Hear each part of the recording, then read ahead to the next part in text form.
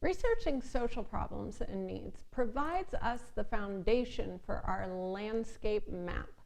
A landscape map roughly illustrates the complex environment or ecosystem surrounding any social problem. Before we explore how to go about this mapping, I want to call out the fact that one of the greatest challenges we face as individual givers is that every social problem has this entire ecosystem of external forces that influence how and why the problem persists. Plus, each one of these forces often interrelates to multiple others. Every landscape ideally provides a visual aid to help us make sense of the mix of stakeholders, their interests, how they influence, support, or oppose one another, as well as how a variety of political, economic, geographic, sociological, religious, and cultural forces, among others, that impact the social problem as well.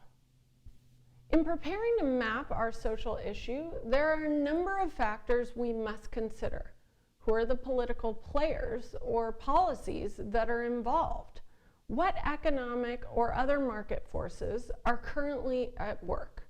Are there any geographic or infrastructure constraints? What about the cultural and sociological issues influencing personal behavior and decision making? What are the sources of conflict and who might oppose or counteract your efforts? Finally, who are the existing funders and advocates who operate in your selected issue area today?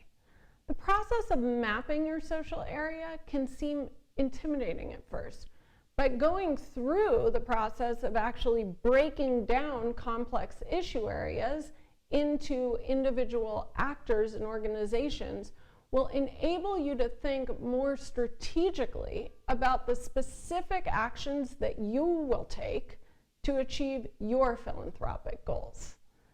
Now, before I walk you through an actual example of a landscape map from my own giving, let's review in a bit more detail all of the elements that you might want to consider in creating your landscape map.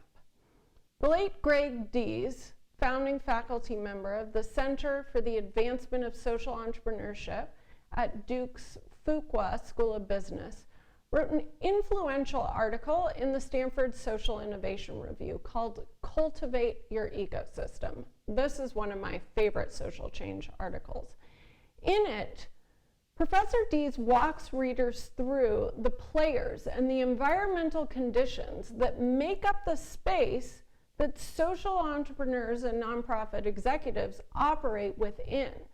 I believe that this framework can be applied to the problems that philanthropists solve as well. The landscape map that you will now create is not meant to be exhaustive by any means. Our aim is to essentially map out the space surrounding your social problem in a comprehensive manner so that you can therefore more easily hone in on two nonprofits that you will evaluate in depth next week. I strongly encourage you to revisit this landscape map a few times this week and next to iterate on your ideas and incorporate additional analysis.